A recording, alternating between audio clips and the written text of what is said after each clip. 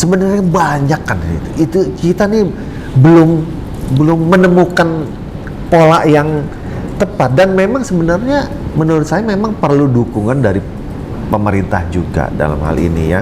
Ya alhamdulillah yang tadi saya sampaikan bahwa dia harus memprioritaskan, itu merupakan satu langkah baru, satu langkah yang harus sangat-sangat kita appreciate gitu loh. Tetapi kan bukan hanya di situ aja gitu loh. Yang lain-lainnya yaitu pembiayaan proyek-proyek dan segala macam. Kan dari untuk teman-teman di asuransi umum syariah kan bisa juga keterlibatan, dan di mana nanti akan melibatkan dan juga akan mengangkat ini asuransi syariah gitu loh.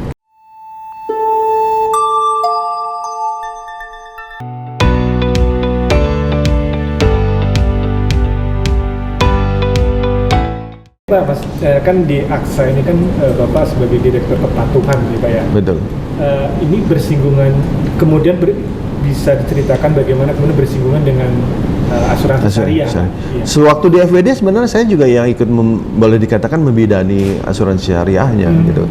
Ya kayaknya saya senang juga gitu kan untuk ini syariah juga, karena menurut saya kan memang syariah ini sesuatu yang ya istilahnya kan berbeda lah gitu konsepnya ya. Kalau konvensional kan istilahnya cuman transfer of risk, kalau syariah kan bukan, risk sharing modelnya kan gitu loh. Kan begitu, jadi wah ini sebenarnya bagus gitu loh. Tetapi yang mengganggu pikiran saya adalah kok kita kan 80% kan muslim, tapi kok perkembangannya sih masih ya kecil lah gitu loh. Apa sih penyebabnya? Bahkan sampai sekarang pun masih belum seperti yang diharapkan gitu. Itu yang membuat bersinggungan, dan memang setiap ada yang istilahnya terkait dengan syariah ya saya juga di sini bantu juga gitu Pak. Gitu. Setelah berkecimpung di industri syariah, menurut Bapak apa tuh Pak penyebabnya?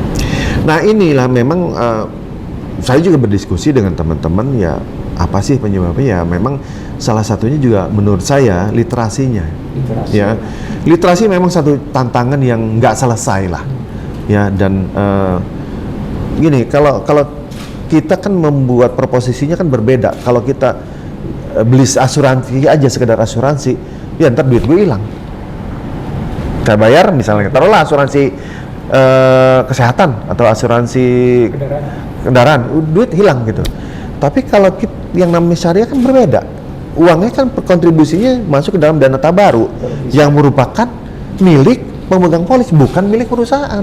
Kalau hilang, kalau nggak terjadi apa-apa dengan si tertanggung, enggak, bukan dikembalikan Pak, tetapi ada dana tabaru itu kumpulan yang digunakan untuk membiayai kalau terjadi apa-apa. Kalau ada surplusnya baru bisa dikembalikan kepada pesertanya. Nah, kalau kita bilang bahwa ini merupakan satu tolong menolong, konsepnya beda kan sebenarnya Pak.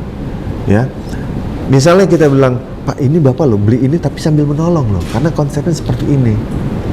Kalau kita bisa seperti itu, sama baik itu kendaraan juga, kan ibarat sama, mau kerugian mau life kan sama aja, bahwa ini satu pool of money ya yang memang yang dananya dikumpulkan dari kontribusi dari pemegang polis, bukan pemegang polis kalau istilah syariah, peserta yang nantinya digunakan untuk membiayai kalau terjadi apa-apa, baik itu mengganti kerugian mobilnya ataupun misalnya membayar ini kematian gitu. Nah, hal-hal seperti itu yang mungkin orang belum kurang ya paham gitu loh. Apa perbedaan antara konsep yang asuransi konvensional dengan asuransi syariah? Pasti kan beda gitu loh. Ya, tetapi juga mungkin ada juga berdasarkan diskusi juga memang ada ya sesuatu alasan yang klasik ya Pak, terkait dengan apakah itu asuransi itu haram atau tidak. Nah itu kan memang ya mungkin mazhabnya kan yang berbeda-beda, tetapi kan kita kesampingkan itu, tapi kan ada sebenarnya potensi yang, taruhlah kita bicara 100 juta rakyat Indonesia, kalau kita kesampingkan 50 juta juga kan masih besar. Cuman apa yang menjadi kendalanya itu mungkin salah satunya adalah literasi. Kemudian juga sebenarnya mungkin perlu dilakukan semacam kayak, ya kan sekarang yang digembar-gemborkan kan ekonomi syariah kan, ya halal ekosistem lah kan, seperti itu juga. Ya memang perlu digituin. Misalnya misalnya bank satu, bukan bank, tapi misalnya sukuk yang sukuk ya, terus underlyingnya juga harus ini yang syariah kan gitu loh, atau yang proyek-proyek yang dibiayai oleh sukuk ataupun ini syariah harus hasil syariah, itu yang sedang kami perjuangkan juga. Kalau sekarang masih konvensional. Nah itu kan masih ada yang campuran gitu, paling tidak adalah usaha-usaha yang kami lakukan untuk bisa seperti itulah gitu loh. Dan menurut saya perlu lah dilakukan hal-hal seperti itu. Mungkin juga ya, mungkin ini aja Pak ide mungkin bahwa perlu dilakukan satu persyaratan bahwa kalau ini paling tidak 20% harus ada yang dibiayai oleh syariah atau gimana gitu Pak, yang bisa mendukung, yang membuat asuransi syariah ini bisa lebih maju. Wisata halal misalnya ya, oke, syariah nah asuransi harus asuransi syariah. Nah itu yang salah satu yang sedang kami perjuangkan juga Pak, terkait dengan yang ya sudah tentu ya, di luar itu juga ada terkait dengan spin off ya. Nah spin off ini kan memang kalau kita lakukan survei bahwa memang dari 48 unit syariah yang menyatakan akan melakukan spin off tuh sekitar 35. Jadi udah cukup banyak lah gitu loh. Cuman kan memang dengan ada peraturan baru masih juga yang bertanya-tanya ini apa sih yang boleh dan tidak bolehnya gitu. Kalau kewajiban spin off ya udah harus kan gitu loh. Tetapi kan misalnya nanti ada permodalan di mana nanti 2026 harus 100 miliar, kemudian di 2028 harus memilih menjadi, kalau zaman sekarang ini disebutkan kalau di bank tuh buku 1 buku 2 gitu loh. Kalau yang 200 miliar itu dianggap buku 1. Yang 500 miliar itu buku 2 misalnya. Nah, buku 1 misalnya hanya boleh menjual produk-produk yang sederhana. Kalau yang di atas yang 500 miliar harus menjual yang dapat menjual produk-produk yang lebih kompleks.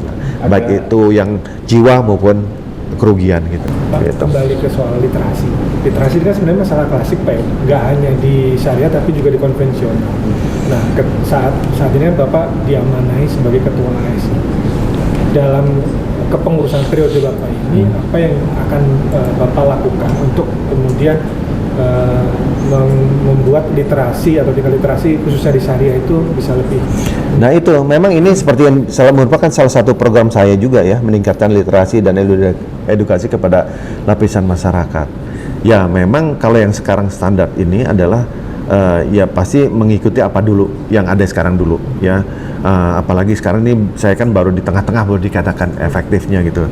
Tetapi saya berharap bahwa di kedepannya bahwa yang namanya literasi itu bukan hanya 3 bulan atau ada teman asuransi atau istilahnya atau cuman dalam rangka hari asuransi dilakukan sama. Tapi harus kita menciptakan satu literasi yang berkesinambungan. Karena yang namanya masyarakat itu kalau cuman ini cuman ini, wah udah, tapi udah gitu lupa, karena nggak akan efektif. Memang tadi juga kami juga bertemu dengan OJK juga, memang OJK juga salah satunya di roadmapnya itu adalah literasi dan edukasi yang berkesinambungan. Saya bilang memang itu yang kita inginkan juga, bagaimana caranya yang berkesinambungan. Salah satunya mungkin yang tadi disampaikan juga adalah the trainer gitu loh. Tetapi kan bukan hanya the trainer doang, percuma juga bagaimana untuk membuat itu satu kesinambungan gitu. Kan bisa aja sebenarnya kalau kita bicara literasi, salah satunya contoh ya, misalnya setiap ada sinetron Indonesia Buaya diselipin, entah itu asuransi umum, kerugian, jiwa, ataupun syariah. Tapi ada yang hal seperti itu, tapi tetap continue. Selain itu apa? Program-program misalnya yang tadi sempat terbesit di dalam edukasi di dalam diskusi dengan OJK ini adalah misalnya menjadikan pada saat KKN mahasiswa itu kita train supaya mereka nanti melakukan training juga kepada edukasi kepada masyarakat. Itu kan lebih kalau seperti itu bekerja sama dengan beberapa university itu kan akan menjadi yang berkesinambungan karena satu program gitu. Kalau cuman sekedar ya ini train the trainer udah, tapi itu tidak ada continuous program ya hanya seini aja gitu. Nah itu salah satunya. Nah yang lainnya yang memang kita akan diskusikan bersama juga dengan OJK apa yang bisa menjadi satu edukasi program yang berkesinambungan, which is sebenarnya sesuai juga dengan yang OJK inginkan dan memang itu juga yang kami inginkan juga gitu. Karena percaya seperti yang kita tahu lah, kalau cuman sifatnya insidental nggak akan nendang kalau zaman sekarang juga, dan nanti untuk memberikan edukasi akhirnya dia lagi misal dari industri udah turun, udah edukasi udah selesai, itu udah, terus apa ukurannya. Tapi kalau misalnya ini satu program ya kan berkesinambungan, misalnya contoh tadi yang misalnya mahasiswa yang KKN gitu tiap tahun ada ya? Tiap tahun ada kan, dan mereka yang sudah di-train, yang sudah lulus udah paham asuransi juga, bisa menularkan yang lain dan lain-lain gitu. Kalau salju lewat pemuka agama bagaimana? Karena kan kalau syariah itu kan sebenarnya orang akan terpolanya misalkan sudah ada fatwa, pengikutnya. Iya, ada fatwa. Nah, itu kembali lagi saya bilang, ulama itu jadi ngomong bahasa Inggris ya ulama ini memang itu juga terpikirkan sama saya. Cuman kan kita harus hati-hati. Ulama yang mana nih? Mazhabnya yang mana? Kan repotnya begitu, Pak. Iya nggak? Kalau kita nih misalnya ulama yang kita punya satu paham bahwa asuransi ini halal dan dianjurkan, wah Pak, kan dewan penasehatnya udah jelas Pak. Iya, tapi kan belum tentu juga diakui sama yang lain. Lah sekarang tapi gini, minimal di kalangannya Pak. Oh iya, tapi kita juga makanya saya juga kan berpikirannya kalau tidak ini bersama-sama, tapi yang paling tidak kita apa sih yang bisa kita lakukan, misalnya dengan organisasi yang besar, Muhammadiyah, NU, apa? Kita lihat juga kan, nanti kan mazhabnya kayak gimana, kan repot nih Pak, gitu. Ntar saya deketin misalnya nih, saya deketin UAS gitu ya, ternyata UAS, wah itu haram, lah repot kan saya gitu.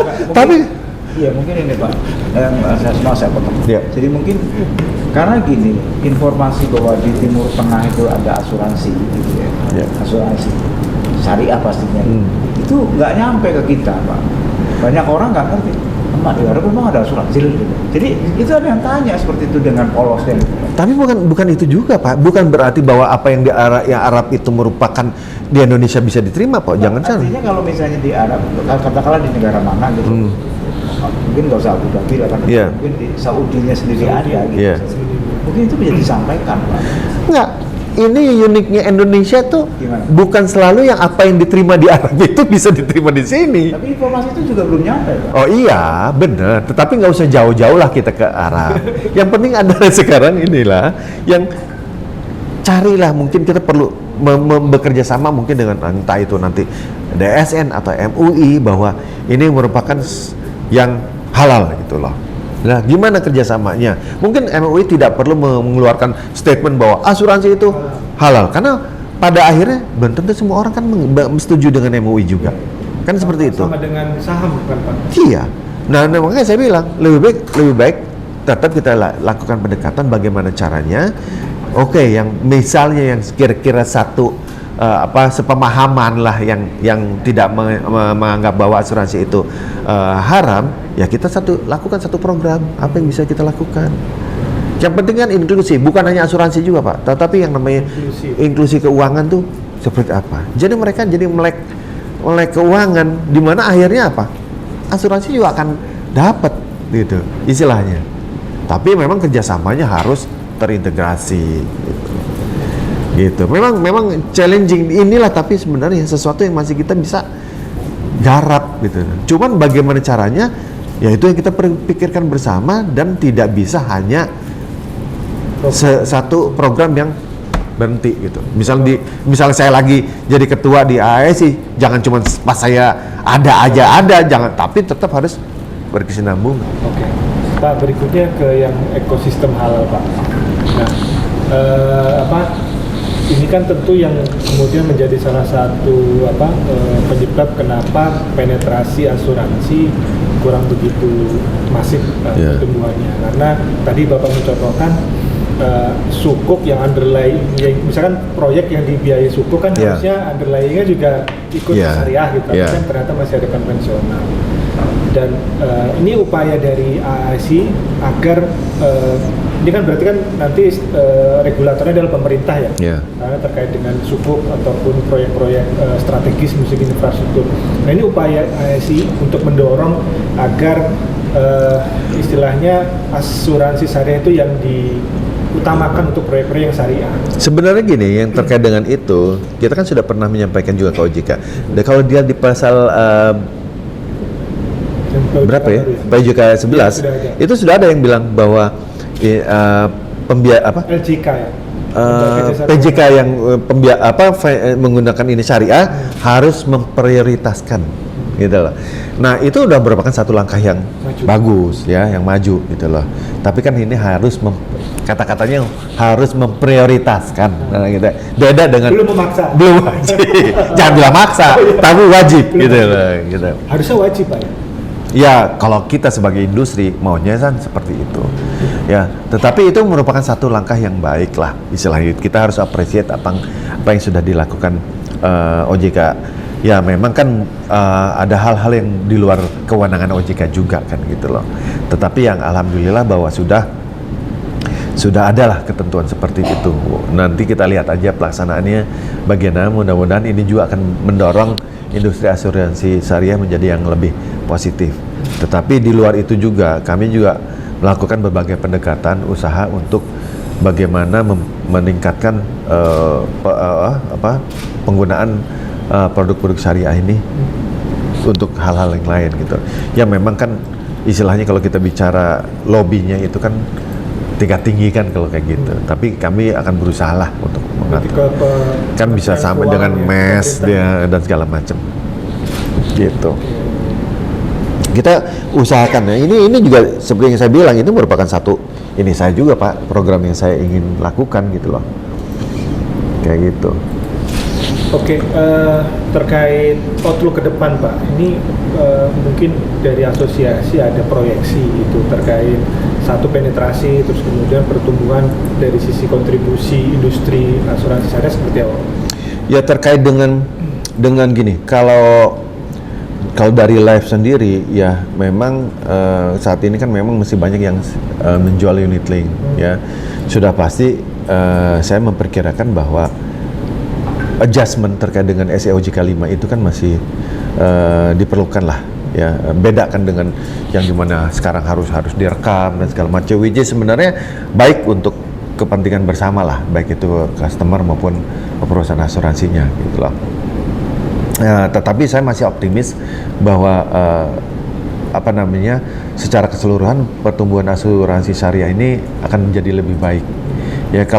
Kalau kita lihat per Maret 2023 itu secara keseluruhan asuransi syariah jiwa dan life itu jiwa dan umum itu masih positif ya, dibandingkan kalau yang konven kan kalau konven itu kontraksi sekitar berapa 9, sekian saya lupa nomornya.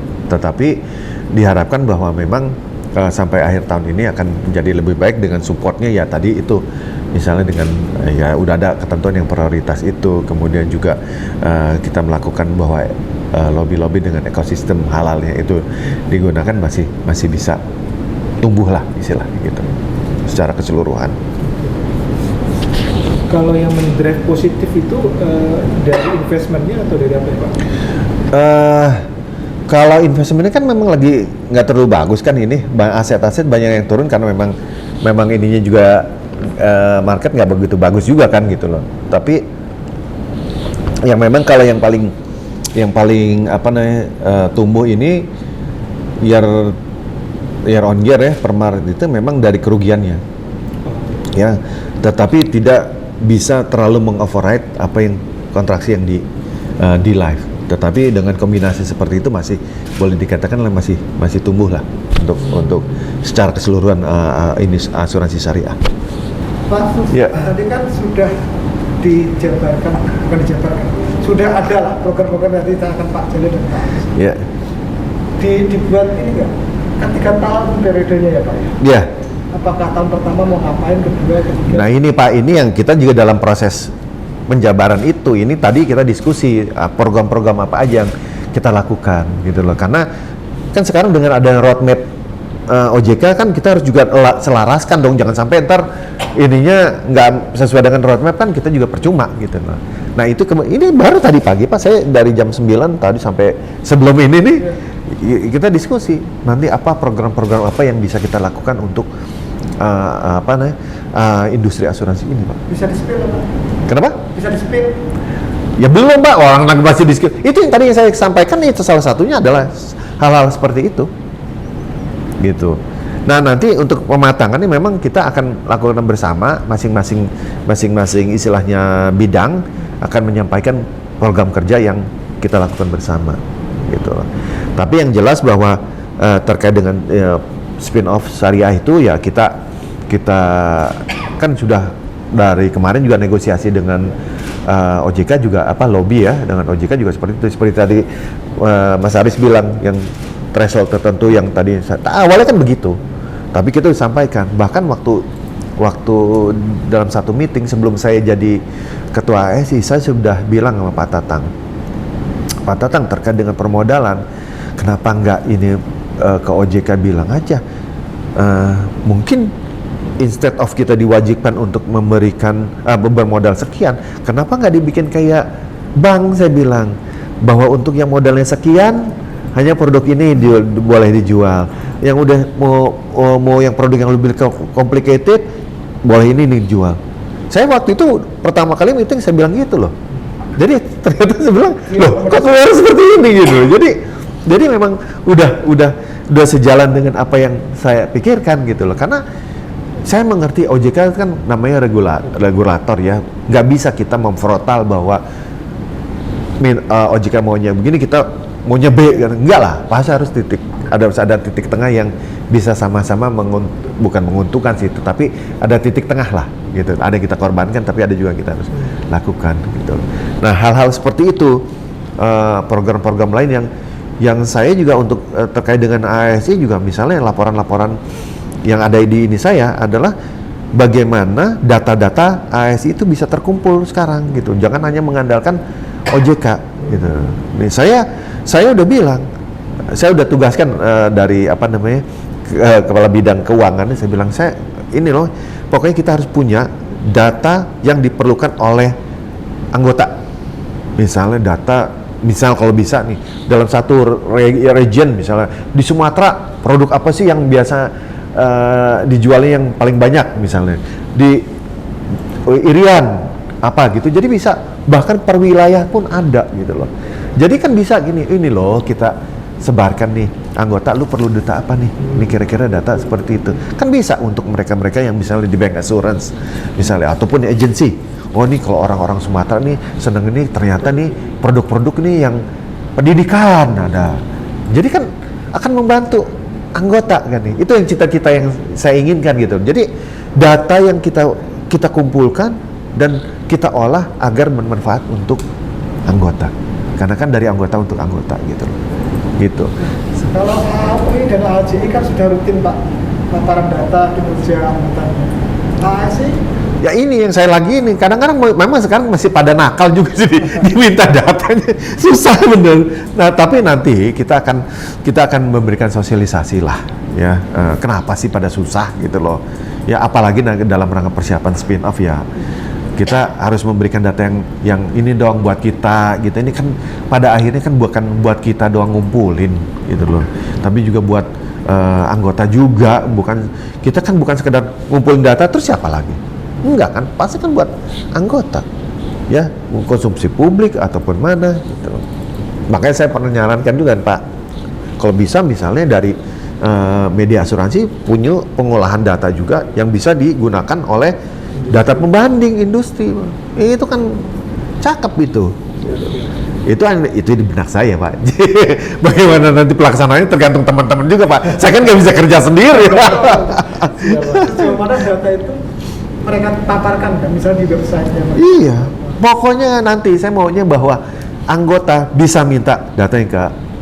Data umumnya misalnya bisa di website lah pasti. Tapi kalau data yang detailnya harus misalnya anggota gitu lah. Itu cita-cita saya Pak ya gitu. Pokoknya ya, ini bahwa ini sesuatu yang bisa berguna, yang bisa digunakan oleh anggota juga. Gitu. Apalagi nanti dengan spin-off semua, itu harus datanya harus lengkap gitu. Gitu. Baik itu umum maupun jiwa kan gitu. Nah, syariah kan dua-duanya tuh gitu. Gitu. Ini kan uniknya kan re juga gitu. Makanya saya juga pengurus saya kan ada yang orang reas juga karena supaya apa? Bisa mereka memberikan analisa dan kontribusi juga buat nanti produk-produk yang dijual oleh anggota. Jadi semua tuh interconnected. Jadi tidak berdiri sendiri gitu. Bahwa ini dana ini bisa digunakan yang pada akhirnya menguntungkan semua pihak. Kalau misalnya reasnya bisa menganalisa datanya dengan baik dan ini bisa memberikan ini juga baik, akhirnya yang menguntungkan apa? Nasabah juga. Semua akurat dan segini data pricingnya juga in term of ininya kan lebih murah bisa. Nah itu yang mungkin belum bisa diimplementasikan saat ini gitu, belum ada lah dalam maksud saya gitu. Tapi harapan saya bahwa semua data-data sekarang kan semua ngomong data nih, ya. Kalau kita itu kan data chain gitu kan gitu, belum nanti AI segala. Dari mana? Dari data. Datanya apa sih Pak? Hah? Datanya apa? Kalau di AJI AW bisa gitu. Belum terbiasa Pak. Ini masih kan mereka kan melaporkannya juga ke sekarang baik itu konven syariah. Kalau yang unit masih ke AJI juga semuanya. Oh iya, unit ya. Iya. Oh, belum ke AS. Belum masih ragu-ragu Pak, mungkin malas orang. Tadi Pak ini yang kita bicarakan tuh baru saya dibicarakan Pak. Gimana caranya supaya bahwa si pelaku ini PJK ini mau men-sharing datanya. Saya bilang, udah pada saat mereka kirim data ke AJI, tolong yang part syariahnya di CC juga ke kita. Gitu sampai itu bilang. Gimana caranya? Pokoknya kita usahain. Pak, kalau kita tadi Bapak juga menyinggung tentang komunitas gitu ya. Nah, kita bicara ekosistem akhirnya Pak. Bagaimana di bawah ini Bapak, ASI ini melihat industri asuransi syariah, jiwa, umum, re dalam ekosistem syariah di negara ini? Justru itu kita mau diberi kesempatan untuk lebih terlibat, ya. Karena kan kita juga yang kita baru tahu misalnya ya itu tadi misalnya semua pembiayaan yang diberikan melalui pembiayaan syariah ya harus segala sesuatunya diasuransikan melalui syariah. Kita mau seperti itu yang kita tahu. Tapi kan sebenarnya bisa jadi di luar itu ada hal-hal yang mungkin kita tahu tapi kita bisa ini harusnya bisa diiniin oleh syariah. Nah gitu. Jadi memang harus keterlibatan hal-hal yang yang melibatkan ini asuransi syariah. Saya juga kebenaran di Apindo juga nih, baru kemarin dilantik barengan diajak Benny Wawuruntu di departemen untuk asuransi dan dana pensiun. Nah mudah-mudahan saya juga bisa melihat kan apa opportunity yang bisa dilakukan dari ini Apindo. Jadi kan bisa saya gabungkan seperti itu, gitu loh. Nah itu bisa biarkan bisa meningkatkan juga penetrasi dan segala macam atau memaksimalkan lah penggunaan asuransi syariah di Indonesia gitu. Sebenarnya banyak kan itu kita nih belum menemukan pola yang tepat dan memang sebenarnya menurut saya memang perlu dukungan dari pemerintah juga dalam hal ini ya. Ya alhamdulillah yang tadi saya sampaikan bahwa dia harus memprioritaskan itu merupakan satu langkah baru, satu langkah yang harus sangat-sangat kita appreciate gitu loh. Tetapi kan bukan hanya di situ aja gitu loh. Yang lain-lainnya yaitu pembiayaan proyek-proyek dan segala macam. Kan dari untuk teman-teman di asuransi umum syariah kan bisa juga keterlibatan dan di mana nanti akan melibatkan dan juga akan mengangkat ini asuransi syariah gitu loh. Nah, keterlibatan orang-orang di industri asuransi syariah dalam komunitas itu sudah cukup kan atau?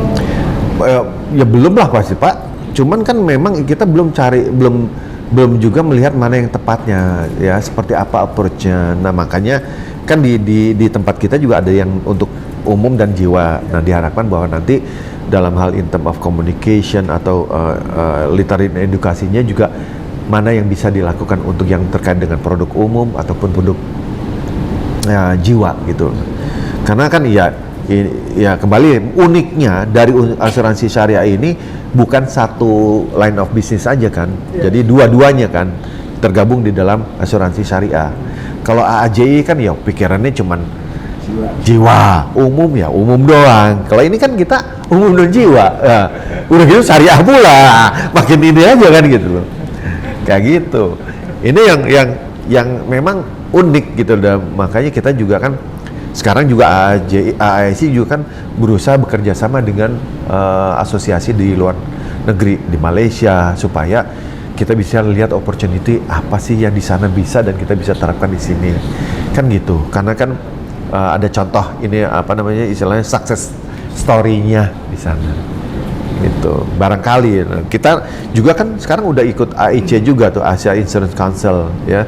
Tahun lalu kita udah member juga. Nah, nanti kan ada di Vietnam dan segala macam. Mungkin ada hal-hal yang kita bisa contoh mungkin di Thailand Selatan kan mereka banyak yang muslimnya tuh, kita bisa lihat, ataupun kita studi banding misalnya ke Turki misalnya, atau Brunei ataupun mana yang kita lihat yang kita bisa terapkan gitu. Jadi alhamdulillah ya nama ASI juga udah mulai merambah lah untuk menjalin komunikasi dengan asosiasi di luar negeri. Banyak yang mau dilakukan ya Pak. Waktu dan SDM juga Pak. Itu tantangan lain, makanya saya bilang kita diskusikan, lihat prioritasnya dan lihat capability kita dong. Ya kita nggak realistis juga. Oh, gue maunya ini begitu Pak, nggak ada orangnya. Ya, makanya saya bilang kita lihat dulu dari apa namanya yang program-programnya, kita juga lihat skala prioritasnya gitu. Dilihat juga kemampuan kita. Nggak usah gitulah Pak. Kalau kita bicara terkait dengan diskusi dengan OJK, kadang-kadang ASI nggak ada. Ternyata apa? Orangnya nggak ada. Saya nggak bisa misalnya kebenaran. Ataupun dari legal nggak bisa. Nggak ada lagi. Aduh gimana ya? Gitu. Mau nggak mau. Gitu. Makanya saya bilang teman-teman, udahlah. Coba lu cari teman-teman yang mau komitmen untuk mengajukan asuransi ini syariah. Pokoknya sebanyak-banyaknya. Jadi kita punya backup sebanyak gitu loh. Jadi kalau ada apa-apa, jadi lu nggak bisa. Paling nggak ada salah satunya harus ada yang bisa lah gitu. Karena kan di AJI banyak. Belum kepala bidangnya, departemen dan segala macam. Kalau ASI kan belum lah gitu deh, skalanya masih kecil lah, kita juga disesuaikan dengan itu. Dan orang juga belum tentu juga mau kan, ini kan udah spesifik gitu loh. Gitu. Karena perlu komitmen Pak, di yang syariah ini perlu komitmen bener gitu. Kalau enggak repot. Iya, nyambung nih Pak. Iya kan dengan sebenarnya keseharian tugas sehari-hari di perusahaan aja kan sebenarnya udah padat Pak ya. Ditambah lagi dengan di asosiasi, jadi semakin tambah padat. Bahkan tadi meeting sampai malam-malam. Jadi dari keluarga ada komplain, dan bagaimana Bapak menghandle ini? Ya, kan saya cuma istri satu. Kan tetap bahkan jadi sendirian di rumah. Pulangnya malam terus atau? Enggak, kalau yang malam biasanya kalau memang sampai malam kita Zoom. Jadi tetap ke rumah. Tetapi kalau sampai malam istri saya juga udah terbiasa sih, nggak ada saya. Soalnya kan istri saya dulu 18 tahun tinggal di Malaysia. Anak saya dan istri saya tinggal di Malaysia sampai 2019, sampai pas anak saya yang nomor 1 itu meninggal. Jadi kan dia udah terbiasa nggak ada saya. Tapi kalau di weekend itu biasanya gimana? Atau ada ya paling kalau misalnya di weekend saya ya suka sama istri ya paling makan mana gitu. Tapi dia juga punya kegiatan pengajian. Saya juga sebenarnya ada kegiatan juga Pak di Jumat ini sama Rabu. Saya Jumat malam ada pengajian namanya Lelaki Mengaji Pak. Jadi kalau kita Minggu tuh jam 4 sore pengajian istilahnya suami istri, ada ustadz yang membimbing bagaimana ini keluarga gitu kan.